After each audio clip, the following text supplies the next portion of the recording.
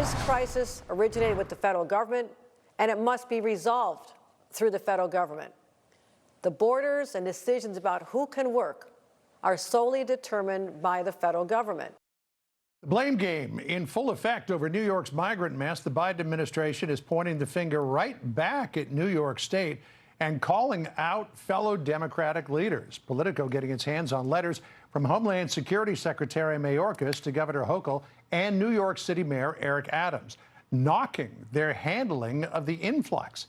DHS confirms to us that it gave the state and city dozens of recommendations. They include improving information collection and communication with migrants, building out and focusing on case management, and pushing information through DHS on asylum applications. New York City Mayor Eric Adams fired back today. Last year, I think we were up to 15,000. We stated that Washington, this is a problem. We did not get a response. We have almost 108,000 cities across our entire country. Everyone should absorb this. They dropped this all on New York City.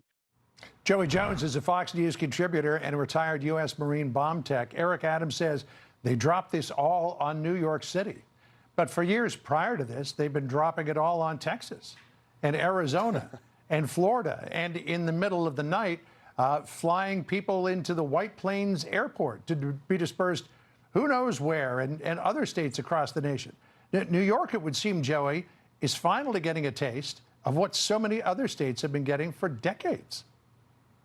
Even more so, they're finally getting what they've asked for, what they've promised, what they've said a sanctuary city should do, which is provide sanctuary in their mind to illegal immigrants that are perhaps running from the law when our law actually is doing its job. You know, the question I would ask, Hochul looks at this and she says the federal government should identify federal land to put temporary housing for these migrants. And I would ask Democrats, is that really the better life that they're trying to promise migrants who come here illegally to live in a tent city on federal land somewhere? And is that really what we're supposed to offer to those that seek refuge in our country? And my answer would be no, that's not a better life. That's not what we should offer when we're legitimately providing refuge. And really the irony here is that they're not arguing over whether these migrants should be in our country illegally. They're arguing over should they be in New York and who should pay for them. And I think that really is the contrast that voters should sit back and look. I think Republicans that, you know, advocate for a stronger border should sit back and let this argument happen in public as loud as possible so voters get fully informed. It's a lot harder for the Biden administration or Democrats in New York to say there isn't a crisis at the border when they're actually arguing over the result of that crisis.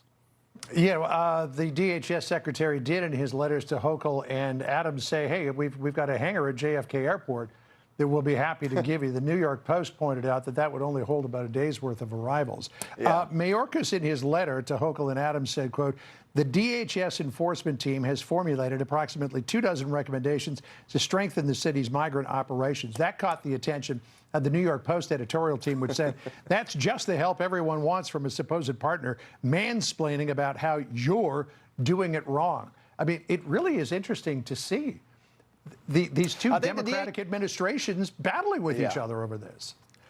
I think the DHS is probably correct in most of these grievances. The problem is, why didn't they work with these municipalities before they opened the border, before they created policies that allowed people to pour across the border? Just like you introed this topic, maybe they thought they would just all stay in Texas or across the Southeast where the agricultural jobs are. But the truth is that's not the case. That shouldn't be the expectation. And if you're going to advertise yourself as a place of refuge, you should be able to provide it.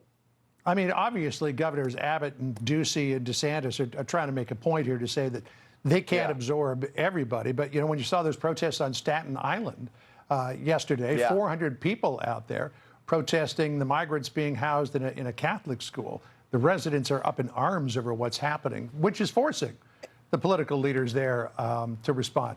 Hey, I want to get your thoughts on this, Joey. 2 years after President Biden's botched withdrawal from Afghanistan, the outrage continues over the deaths of 13 U.S. service members, one of many groups of people who are calling out the operation. Congressman Mike Garcia, a military veteran. Listen here. The strategic mistakes that were made leading up to the withdrawal and during the withdrawal were self-evident. We were so hell-bent to make sure that this was a diplomatic mission that we didn't put the resources on the ground necessary to truly protect our troops. We all know the way we withdrew was the wrong way, and that's why we lost so many lives and left so many folks behind.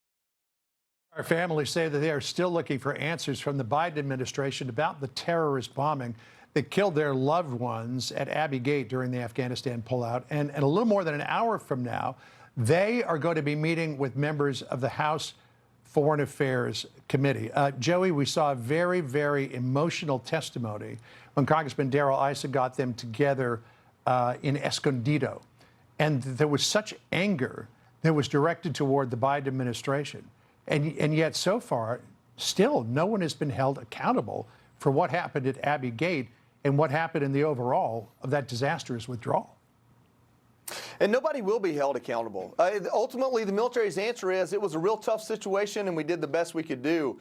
And, you know, I don't get to say that. When I go to Afghanistan, I take a bomb apart and civilians get killed because I do something wrong. I don't take measures that are on paper I should do. I don't get to say, well, you know, it's a tough situation. I'm sorry that happened. A tribunal happens and I get put on trial to say, hey, was I negligent? Did I cause innocent civilians to die needlessly? We talk about the 13 heroes that signed up to go to war. We don't talk as much about the almost 200 civilians that were there because we told them they could come and seek refuge again.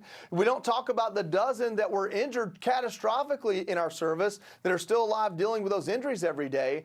The 13 are the beginning of that cost. It's the beginning of the conversation.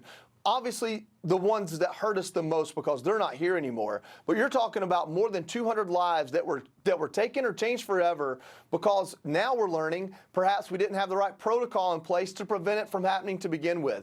When you have General, I believe it was General McKenzie, a Marine Corps general, sit down in front of a camera and tell the nation and the world that our Taliban partners are providing security, and the result of that are dead Americans. Well, you know, I've got a lot more questions than answers, and I'm glad that we're getting some answers, but we'll never get all of them. Yeah, I don't expect we will. It will be emotional to listen again to those Gold Star families as they give their thoughts about what happened to their loved ones. Joey, always good to get your take on things. Thank you so much.